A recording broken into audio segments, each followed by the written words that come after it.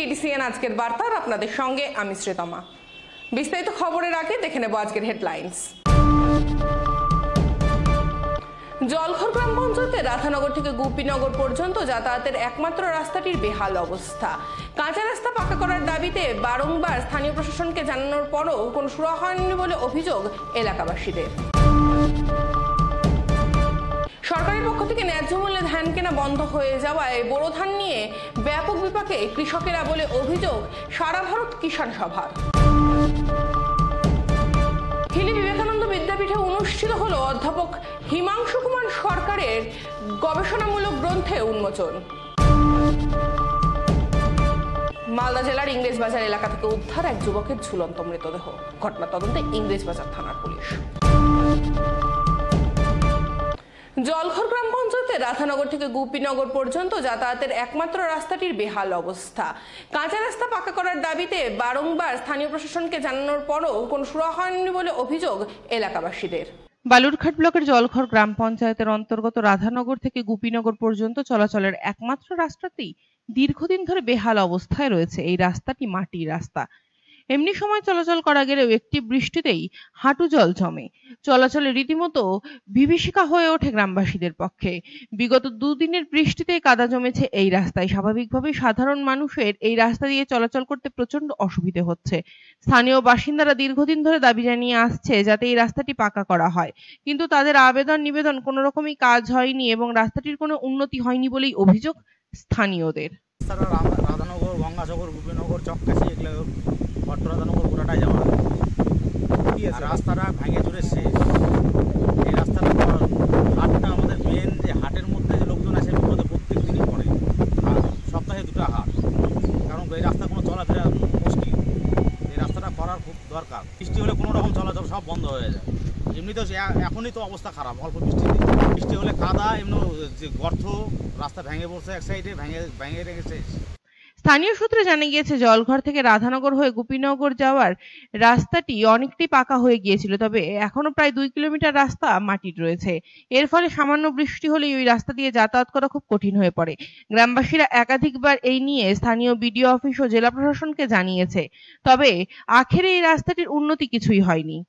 প্রতিদিন এই রাস্তা দিয়ে শহরে আসেন কয়েক হাজার মানুষ। গ্রামের স্কুলের পড়ুয়াদের সব থেকে বেশি অসুবিধায় পড়তে হয়। মাটির ছাল পাকলে উঠে যাওয়া রাস্তা দিয়ে গ্রামে কোনো অ্যাম্বুলেন্স আসে না, যার ফলে অসুস্থ রোগীদের হাসপাতালে নিয়ে যেতে হলেও নাভিশ্বাস ওঠে পরিবার থেকে পরিজন সকলের। বলার বলতে ওই রাস্তাটা অতি সত্বর নতুন করে করা উচিত, কারণ 8-10টা মৌজা জলঘরের সঙ্গে যুক্ত এবং জলঘর আমাদের এই এলাকায় বিশাল হাট, সপ্তাহে 2 দিন হাট হয় এবং ওই এলাকার যত উৎপাদিত কৃষি পণ্য আমরা জলঘর হাটে বিক্রি করি। যদি বৃষ্টি হয় আর আমরা ওই জলঘর হাটে যেতে পারি না, কারণ জল রাস্তার উপরে জল জমে থেকে কাদায় একদম সাইকেল, মোটর সাইকেল কোনো কিছুই চলে না। ফলে আমরা এই বর্ষাকালে এমন দুর্ভোগে পড়ি যে, আর ওই এলাকায় ছেলে মেয়েরাও স্কুলে যাতায়াত করার পক্ষে খুবই মুশকিল। সেই জন্য আমরা প্রশাসনের কাছে ইতিপূর্বে অনেকবার দাবি দাওয়া রেখেছি, কিন্তু প্রশাসন কোনো কর্ণপাত করেনি। গোপীনগর, রাধানগর, গঙ্গাসাগর, চককাশি এবং ভাটশালা, ফতেপুর, বাদমুল্লুক এইসব মৌজাগুলো পুরোপুরি ওই রাস্তার উপরে নির্ভরশীল ওই এলাকার জনগণের। রাস্তাটা নতুন করে নির্মাণ হোক। এখন কবে এই রাস্তাটি পাকা হয় সেই দিকে তাকিয়ে রয়েছে স্থানীয় বাসিন্দারা। সরকারের পক্ষ থেকে ন্যায্য মূল্যে ধান কেনা বন্ধ হয়ে যাওয়ায় বোরো ধান নিয়ে ব্যাপক বিপাকে কৃষকেরা বলে অভিযোগ সারা ভারত কিষাণ সভার। বোরো ধান চাষ নিয়ে বিপাকে কৃষকেরা। বোরো ধান ওঠার পর ধানের দাম পাচ্ছেন না কৃষকেরা বলেই অভিযোগ। সারা ভারত সংযুক্ত কিষাণ সভার পক্ষ থেকে জানানো হয়েছে, সরকারের ন্যায্য মূল্যে ধান কেনা বন্ধ রেখেছে, ফলে কৃষকেরা তাদের উৎপাদিত ধান কম দামে বাজারে বিক্রি করতে বাধ্য হচ্ছে। এর ফলে ক্ষতির সম্মুখীন হতে হচ্ছে কৃষকদের। আমি 31 বিঘার জমি ধান বড় ধান আবাদ করতেছি। ধান খোলা বাজারে বিক্রি করতেছি, 16 আনা টাকা পাচ্ছি না। সরকার যদি ধান কেনে তাহলে সরকারি রেটে আমরা দাম পাবো এবং লেবারের দাম বেশি হয়ে গেছে। তারপরে সারের দাম বেশি হয়ে গেছে, এতে আমাদের পোষাচ্ছে না। মান্ডিতে সরকার যদি নেয় তাহলে আমরা দিব।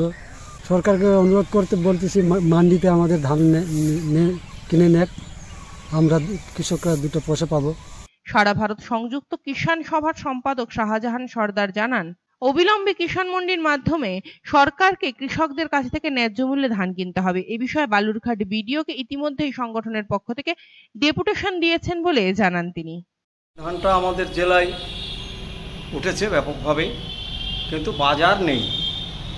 400-1500 টাকা কুইন্টাল মতো বিক্রি হচ্ছে বাজারে, কিন্তু সরকারি প্রচেষ্টায় কিষাণ মান্ডির মাধ্যমে যে ধান কেনা প্রয়োজন সেটা এখনও করছে না। সমস্ত কিষাণ মান্ডিগুলোই বন্ধ, তারা ধান কিনছে না। আমরা বিডিওকে ডেপুটেশন দিয়েছি, সমস্ত জায়গারই বিডিওদের সঙ্গে কথা বলেছি, এখনও খোলেনি, যেটা একান্ত দরকার, কারণ কৃষকরা দাম পাচ্ছে না। হিলি বিবেকানন্দ বিদ্যাপীঠে অনুষ্ঠিত হলো অধ্যাপক হিমাংশু কুমার সরকারের গবেষণামূলক গ্রন্থে উন্মোচন।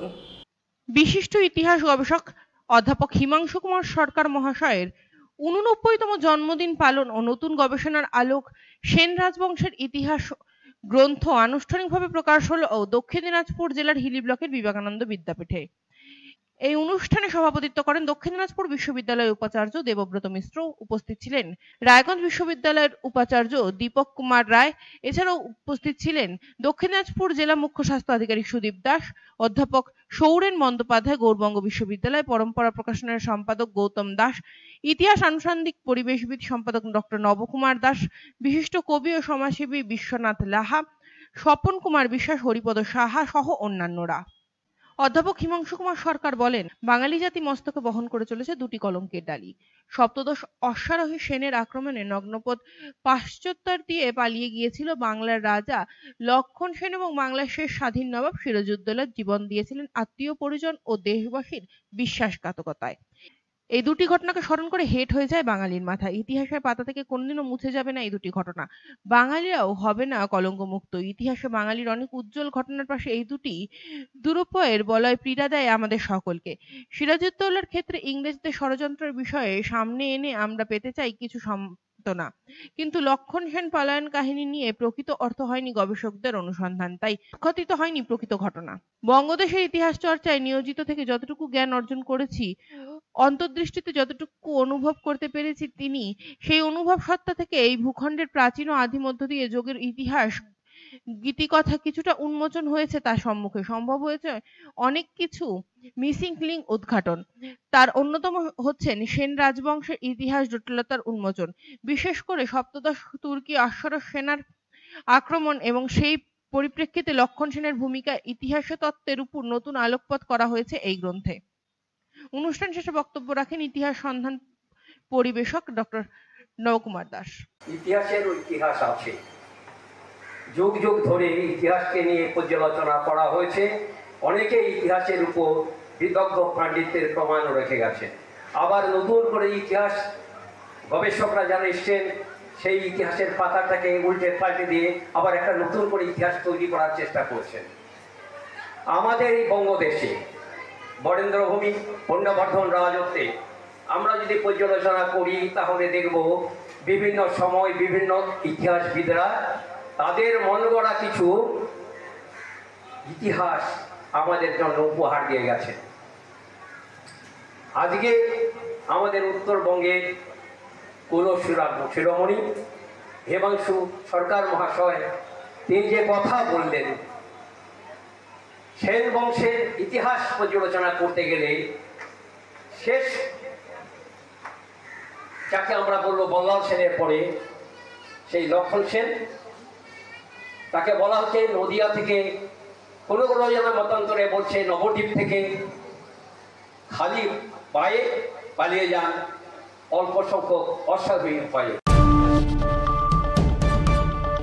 মালদা জেলার ইংরেজবাজার এলাকা থেকে উদ্ধার এক যুবকের ঝুলন্ত মৃতদেহ। ঘটনা তদন্তে ইংরেজবাজার থানার পুলিশ। শোয়ার ঘর থেকে এক যুবকের মৃতদেহ উদ্ধার। মঙ্গলবার সকালে মালদা জেলার ইংরেজবাজার থানার অন্তর্গত ছোট ফুলবাড়িয়া এলাকায় যুবকের মৃতদেহ উদ্ধারকে ঘিরে চাঞ্চল্য ছড়ায়। পুলিশ মৃতদেহ উদ্ধার করে ময়নাতদন্তের জন্য মালদা মেডিকেল কলেজ ও হাসপাতালে পাঠায়। পরিবার ও পুলিশ সূত্রে জানা গিয়েছে, মৃত যুবকের নাম শিবনাথ সরকার, বয়স আনুমানিক 24 বছর। শিবনাথ পেশায় একজন ভিনরাজ্যের শ্রমিক ছিলেন বলে জানা গিয়েছে। গত 1 মাস আগে ভিনরাজ্য থেকে কাজ ছেড়ে বাড়ি আসে। অন্যদিনের মতো গতকাল রাতে খাওয়া দাওয়া করে ঘুমিয়ে পড়ে। আজ সকালে পরিবারের সদস্যরা দেখতে পায় ঘরের ভেতর থেকে তার ঝুলন্ত দেহ। খবর পেয়ে ঘটনাস্থলে পৌঁছায় ইংরেজবাজার থানার পুলিশ। তড়িঘড়ি নিয়ে যাওয়া হয় তাকে মালদা মেডিকেল কলেজ ও হাসপাতালের জরুরি বিভাগে। কর্তব্যরত চিকিৎসকেরা ওই যুবককে জরুরি বিভাগে মৃত বলে ঘোষণা করে। তবে কি কারণে গলায় ফাঁস লাগিয়ে আত্মঘাতী হলো ওই যুবক, তা নিয়ে পরিবারের সদস্যরা কেউই কিছু বুঝে উঠতে পারছে না। এদিকে ঘটনা তদন্ত শুরু করেছে ইংরেজবাজার থানার পুলিশ। রাত্রেবেলা ঘুমিয়েছে, আমরা সকালবেলা দেখছি যে মরে গেছে। কি কারণে ফাঁসি দিল জানা গেছে? না, কি কাজ করতেন উনি? বাইরে, লেবারের। হ্যাঁ, কোম্পানিতে বাইরে। কি কারণে দিল ফাঁসিটা তাকে? বলতে পারছি না। শেষ করার আগে দেখে নেব আজকের হেডলাইন্স আরও একবার। জলঘর গ্রাম পঞ্চায়েতের রাধানগর থেকে গোপীনগর পর্যন্ত যাতায়াতের একমাত্র রাস্তাটির বেহাল অবস্থা। কাঁচা রাস্তা পাকা করার দাবিতে বারংবার স্থানীয় প্রশাসনকে জানানোর পরও কোনো সুরাহা হয়নি বলে অভিযোগ এলাকাবাসীদের। সরকারের পক্ষ থেকে ন্যায্য মূল্যে ধান কেনা বন্ধ হয়ে যাওয়ায় বোরো ধান নিয়ে ব্যাপক বিপাকে কৃষকেরা বলে অভিযোগ সারা ভারত কিষাণ সভার। হিলি বিবেকানন্দ বিদ্যাপীঠে অনুষ্ঠিত হলো অধ্যাপক হিমাংশু কুমার সরকারের গবেষণামূলক গ্রন্থে উন্মোচন। মালদা জেলার ইংরেজবাজার এলাকা থেকে উদ্ধার এক যুবকের ঝুলন্ত মৃতদেহ। ঘটনা তদন্তে ইংরেজবাজার থানার পুলিশ। আজকের সংবাদ এ পর্যন্তই। পরবর্তী সম্প্রচারের জন্য চোখ রাখুন DDCN আজকের বার্তায়।